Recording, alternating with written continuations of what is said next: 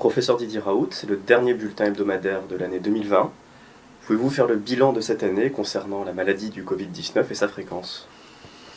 Oui, d'ailleurs, j'en profite pour dire que je vais rassembler 100% de tout ce que j'ai dit, de manière à ce que les gens puissent le retrouver sans se laisser intoxiquer par des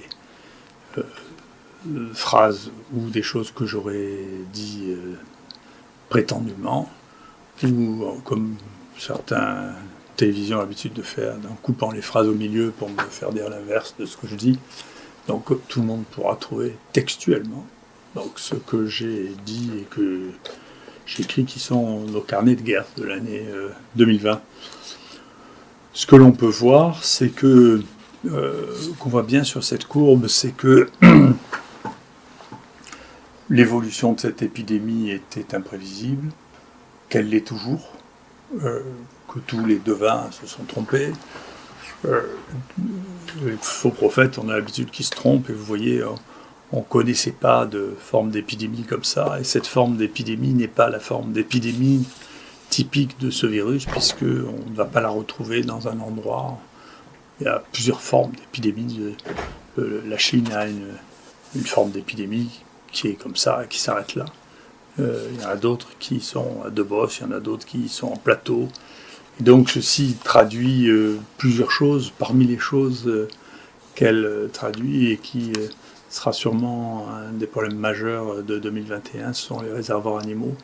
Là, on a découvert que les visons étaient un réservoir animal absolument considérable et qu'il y a eu plusieurs souches qui avaient plusieurs variants. Il faut bien appeler ça des variants ou des mutants, comme vous voudrez. Enfin, c'est des virus différents, parce que les virus à ARN, comme ça, mutent très très souvent. Et quand il y a une accélération de l'épidémie, en particulier quand il y a des animaux qui vivent dans des collectivités très denses, eh bien, ce phénomène s'accélère et il sort de nouvelles souches qui ont un nouveau pouvoir, ce qui pose des problèmes sur l'émergence de nouvelles souches. Nous, on a vu pendant ce deuxième acte apparaître de nouvelles souches. Ce n'est pas les mêmes souches qu'il y avait là et qu'il y avait là. Ce n'est pas un rebond de cette maladie. Ce sont d'autres variants, parmi lesquels on est en train d'essayer d'identifier ça chez nous, mais on sait par ailleurs, en particulier dans le nord de l'Europe, que les cas qui se sont développés chez les visons sont transmissibles chez l'homme, donnent des maladies chez l'homme, et que les infections contractées pendant cette période-là ne protègent pas contre celles de cette période-là, ce qui va rendre les choses un peu compliquées, y compris sur le vaccin.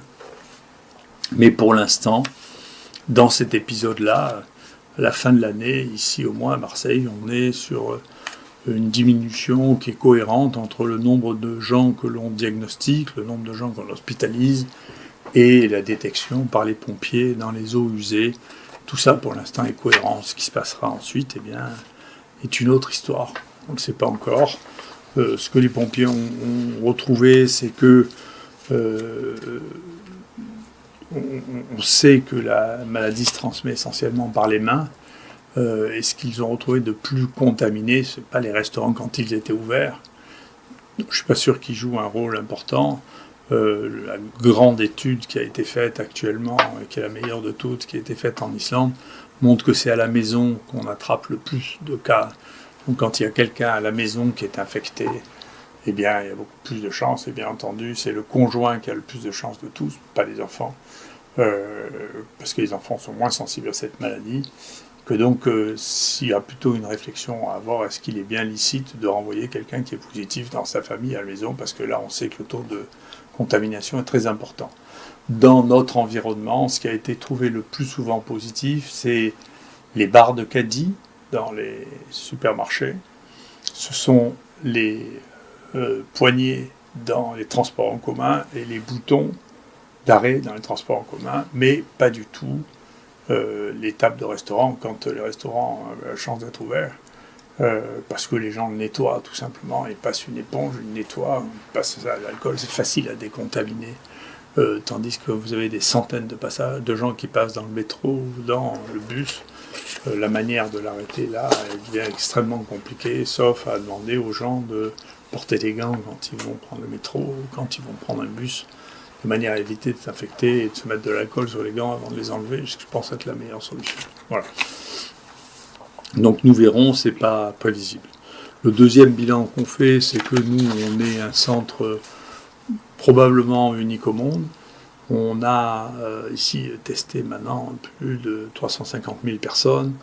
On a eu près de 20 000 personnes qui étaient positives, qui ont été prises en charge ici ou à côté à l'IHU. Il y a 16 000 qui ont été pris en charge ici directement, dont un peu plus de 2 000 hospitalisés et le reste en hôpital de jour. Sur l'hôpital de jour, les patients qui étaient vus étaient des patients qui étaient vus de manière très précoce, qui nous donnent une idée de ce que devrait être la mortalité si on s'occupe précocement des gens et qu'on les traite. Dans ces conditions, la mortalité se situe entre 0,5 et 1 pour 1000, ce qui est très très bas, ce qui est plus bas que même avait été rapporté par ceux qui avaient les taux les plus bas, c'est-à-dire en Islande. Et sur les personnes qui sont mortes, plus de 80% avaient une espérance de vie inférieure à 1 an, parmi ceux qui se sont présentés. Donc, cette stratégie qui constitue la détection des gens précoces, avec des signes très faibles, ou les gens contactent, et leur prise en charge, amène à faire que la mortalité de cette maladie est extraordinairement faible pour les gens qui n'ont pas déjà des facteurs de risque extrêmement importants de mourir dans l'année. Donc je continue à penser qu'il n'y a pas lieu de dramatiser, sauf à ne pas s'occuper correctement des gens avec ce que l'on a l'habitude de faire ici et ce que je crois qu'il faudra faire. Je suis ravi qu'il y ait une recommandation de l'Assemblée nationale de construire d'autres IHU et j'espère que l'exemple de toutes ces choses que nous sommes en train d'écrire pourra servir aux autres pour avoir une prise en charge qui évite d'une part la dramatisation, qui n'est jamais bonne conseillère, et d'autre part pour éviter qu'il y ait trop de cas. Nous avons fait de ce point de vue-là notre travail, puisque notre équipe a déjà, on peut déjà retrouver sur les banques de données 41 publications d'ores et déjà de notre équipe. Il y en a encore beaucoup qui sont à apparaître. Et notre équipe, parmi les papiers situés dans les plus cités de l'année 2020 sur ce sujet-là, est la première équipe non chinoise au monde. Ouais, devant les Américains, on est ex-aequo avec une équipe allemande, celle de Dr. Drosten, et tous les autres sont derrière.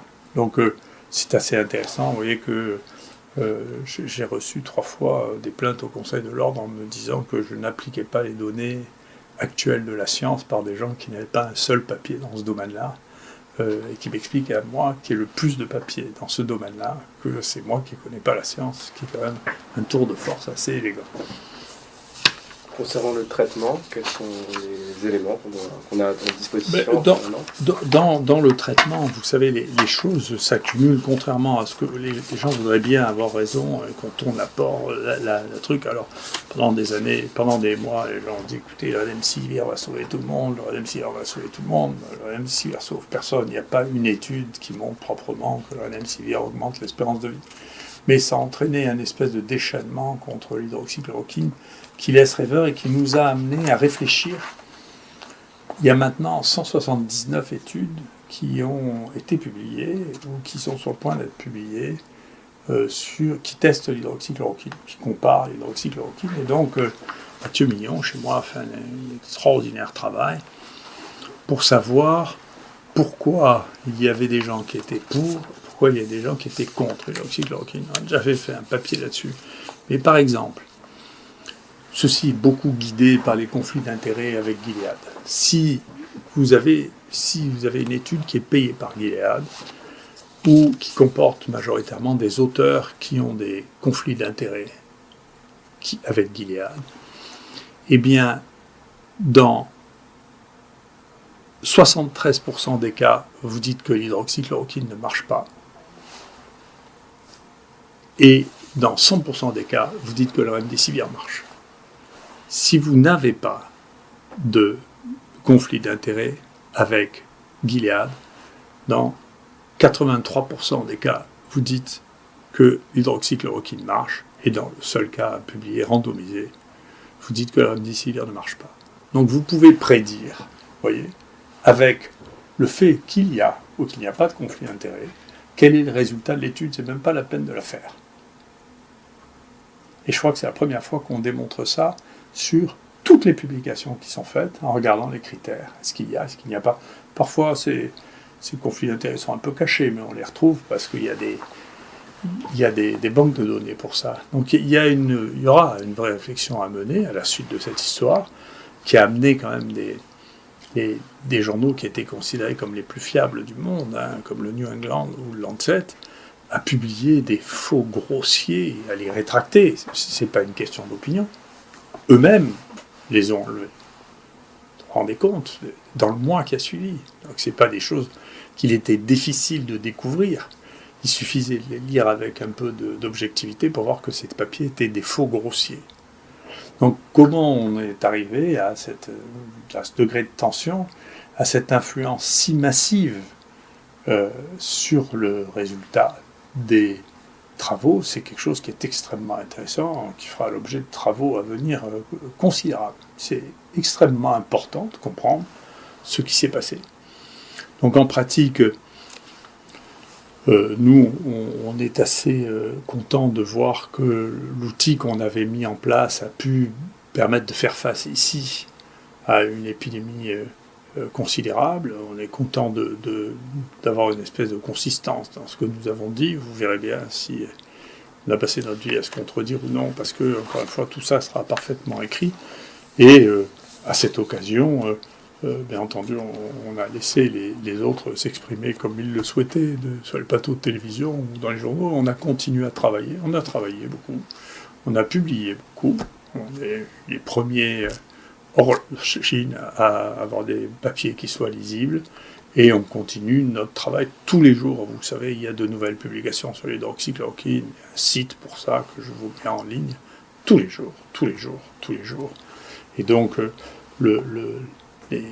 quand vous en êtes à 180 publications et que vous voyez que toutes celles qui ne sont pas associées avec des financements institutionnels, incluant des investigateurs qui ont des conflits d'intérêts, vous arrivez à un même résultat. Vous savez, le doute est difficilement permis. Est-ce que les attaques au Conseil de l'Ordre vous concernant vous empêcheront de passer de bonnes fêtes ? Pas du tout. Essentiellement, si vous voulez, je pense que le Conseil de l'Ordre va devoir faire un peu de bibliographie, voyons, parce que ce que me reproche le Conseil depuis le début, c'est de m'exprimer et d'exprimer un point de vue différent de celui du ministère de la Santé. Mais, vous savez, c'est une question qui a déjà été posée. On vit dans un état de droit.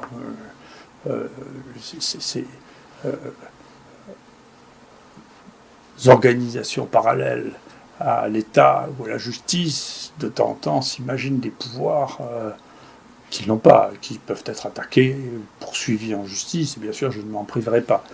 La liberté de parole a fait l'objet de nombreux débats depuis le Moyen-Âge, et une décision du Conseil constitutionnel, j'avais fait état, qui est du 20 janvier 1984. Et il est extrêmement clair que les chercheurs ont non seulement le droit, mais le devoir d'exprimer auprès du public le résultat de leurs connaissances et de leurs recherches. C'est même la raison pour laquelle ils sont payés. Je suis un fonctionnaire qui est payé pour faire de la recherche, pour faire de l'enseignement. Je fais de la recherche et je fais de l'enseignement, et le Conseil de l'Ordre ne pourra pas m'empêcher de divulguer les résultats de ma recherche, qui est encore une fois la recherche la plus aboutie de tout ce pays. Et donc quand il y a des confrères qui disent que je suis un charlatan ou que je ne tiens pas compte des données de la recherche, c'est quelque chose qui aurait dû être jeté à la poubelle directement. C'est pas acceptable. Il suffit de prendre n'importe quelle banque de données pour voir que nous sommes l'équipe les plus publiants d'Europe dans ce domaine-là.